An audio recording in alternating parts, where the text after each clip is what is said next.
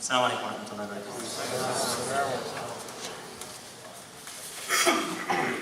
الله أكبر الله أكبر الله أكبر الله أكبر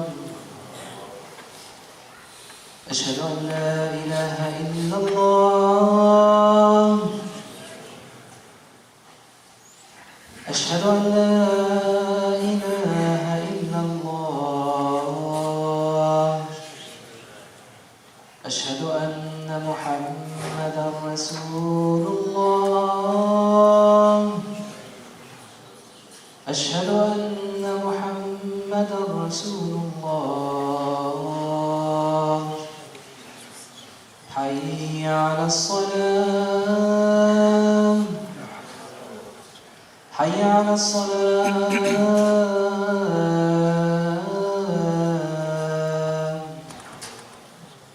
حي على الفلاح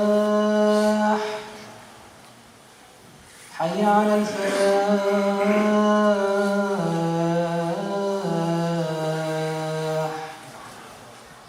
الله أكبر الله أكبر لا إله إلا الله.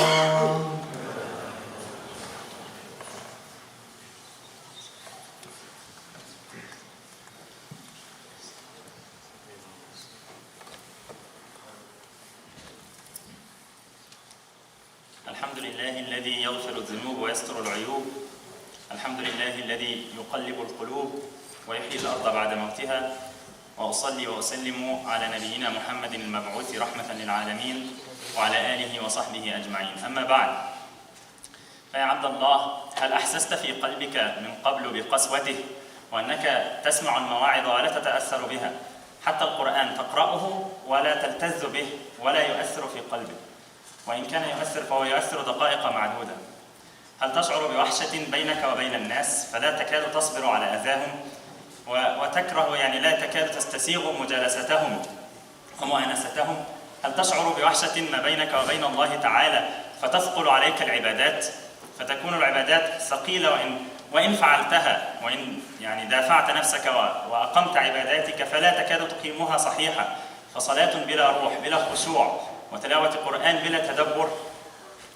هل أصبحت تعاني مما كنت تسمع الناس يعانون منه، أن إيماني صار ضعيفا وأنه صار في الحضيض وأني يعني لا أكاد أتأثر بما أسمع، وأنتم تعلمون أن المرء قد يضل وقد يخطئ وقد يذنب، ولكن الموعظة تؤثر في القلب السليم بإذن الله. عبد الله، إن أصابك شيء من ذلك فاعلم أن هذا من مظاهر قسوة القلب، من مظاهر ضعف الإيمان. ولهذا أريد أن أتحدث إليكم اليوم إن شاء الله عن أسباب ضعف الإيمان وعن علاجه، وهذا أمر يعني لا يكاد يخلو منه مؤمن ولو بعد حين. So brothers, inshallah, I want to talk today to you about the periods that might pass by people when they have some weak belief or weak faith. And the manifestations of this would be in that you're having troubles in your ibadat, you're having troubles in doing your prayers, and it's becoming heavy on you, it's becoming difficult to get up and to wash and to get into prayers. And even if you do this, it is a prayer you're having vanity in your heart. You don't have focus in your prayers. It's prayers without khushu', and it's reading Quran without tadabbur. And even with people, then you're very short-tempered. You cannot bear what you used to bear. With your children, whatever they do a simple thing, then you get agitated. And with your wife and with your friends, and when you hear something from a brother, then you're always double guessing. You're always thinking about it in the wrong way, and you're having troubles with even when you attend a halaqa or you attend a khutba or anything, and you hear maw'idha and you hear some preaching, it doesn't affect you. And if it affects you, it's just something temporary. It doesn't really affect your deeds. You're having this hardened heart in your chest. It's what Allah subhanahu wa ta'ala described, ثُمَّ قَسَتْ قُلُوبُكُم مِّن بَعْدِ ذَلِكَ فَهِيَ كَالْحِجَارَةِ. Then your hearts hardened after that, and it's like stones. So you're having a heart of stone. Nothing affects this heart of stone. You're having these episodes that that would, everybody would fall into these episodes. Everybody would pass by these episodes of weak belief, of weak faith. And it's like the Prophet ﷺ said, قال رسول الله صلى الله عليه وسلم إن الإيمان لا يخلق في جوف أحدكم كما يخلق الثوب فاسألوا الله أن يجدد الإيمان في قلوبكم. So the Prophet ﷺ said that belief in your heart wears out.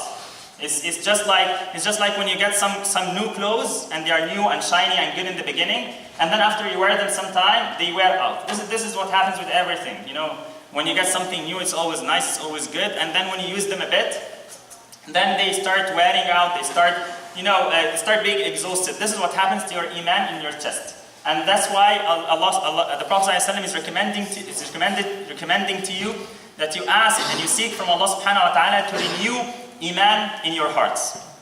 أسأل الله سبحانه وتعالى أن يجدد الإيمان في قلوبنا. I ask Allah subhanahu wa ta'ala to renew iman in our hearts. And the Prophet ﷺ says in a very beautiful hadith, ما من القلوب قلب إلا وله سحابة كسحابة القمر بينما القمر يضيء إذ علته سحابة فأظلم إذ تجلت. So the Prophet ﷺ is describing in this beautiful analogy, he's saying that all hearts are like this, that they are just like the moon when it is shining and it's bright, and then some clouds would pass by and they would block this light. The light is still there but it's hidden. And then this inshallah, this cloud would move along, it would move on, and then the shining heart would appear again. And this is what we're trying to talk about today, is that how can this cloud come on? How does your heart get blocked this way, and how does it get hardened? And I will talk inshallah in brief about how to restore it to its original position, and how to work on getting or restoring this belief back inshallah.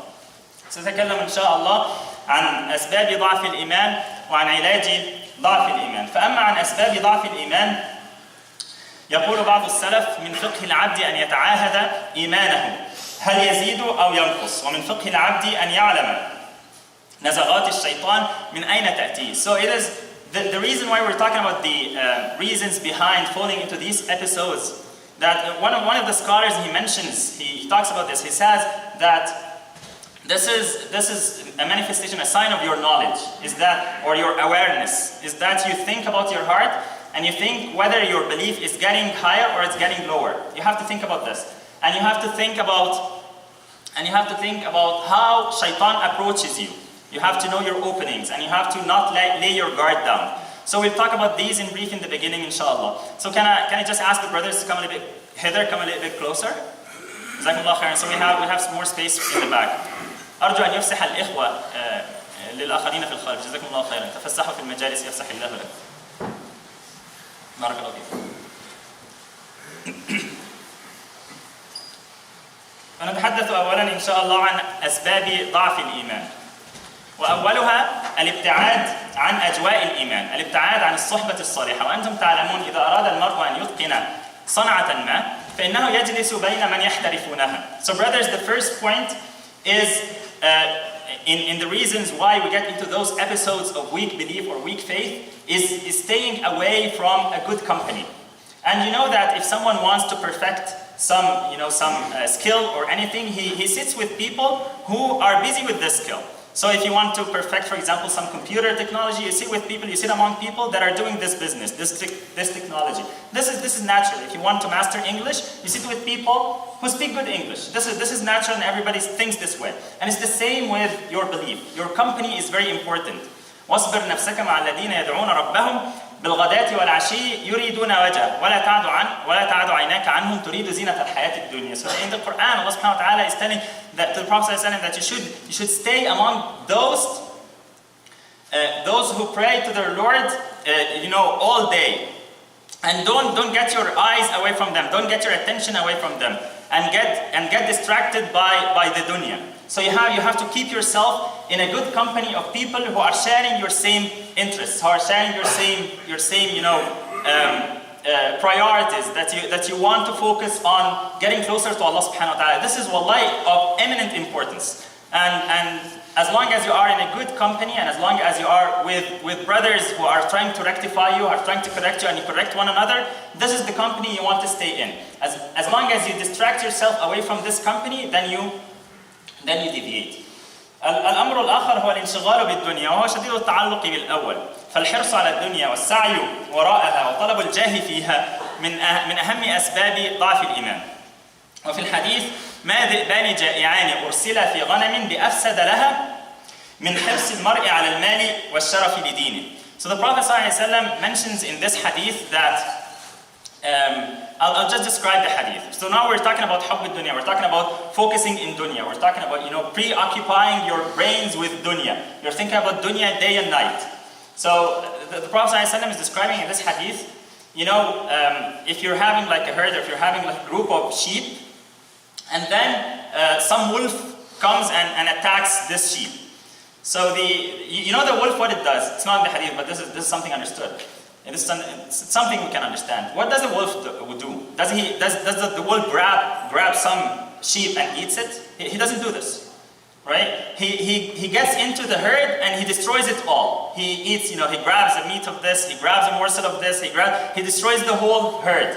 And the Prophet ﷺ is saying that you're being keen on status and being keen on money in dunya is just like throwing this wolf in sheep. So this would destroy your iman the same way this wolf would kill all sheep. Because dunya would infiltrate everything. It would infiltrate your focus completely. It will get into everything. It will destroy all your intentions and work for al-akhirah if you get preoccupied with dunya.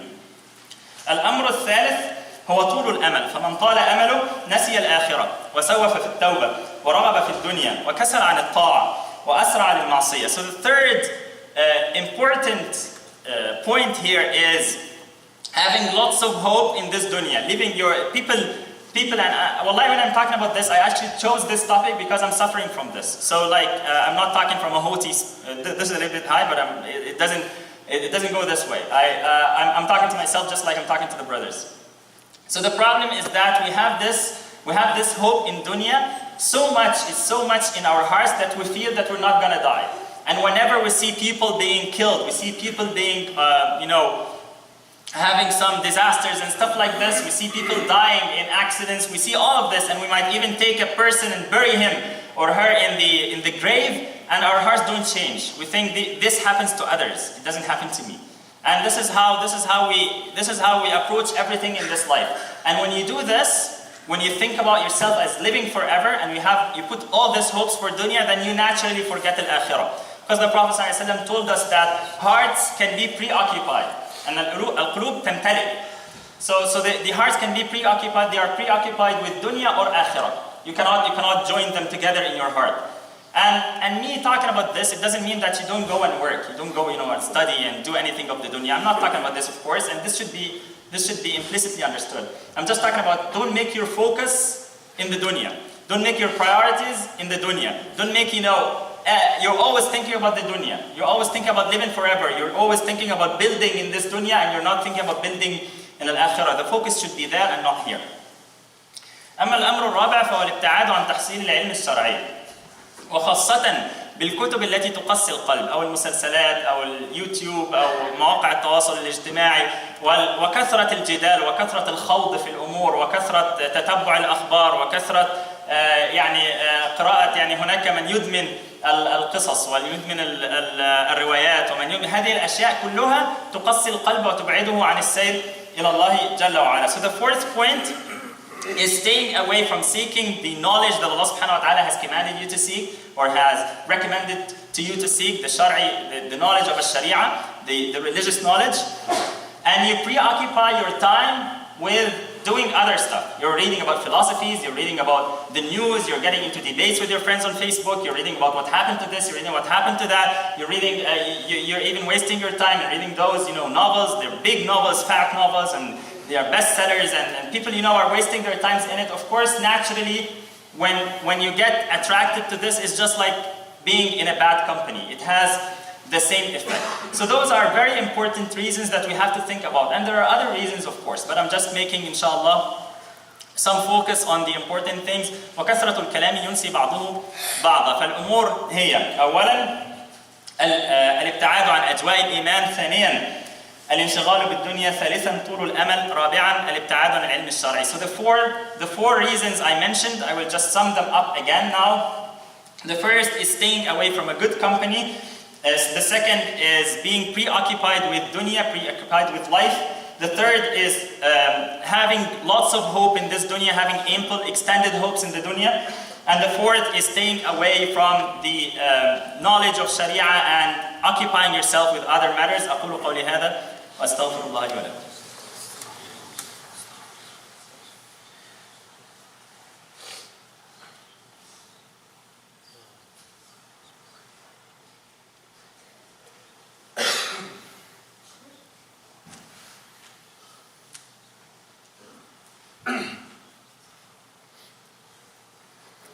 الحمد لله وكفى وصلاة وسلاما على عباده الذين اصطفى وآله وصحبه المستكملين الشرف.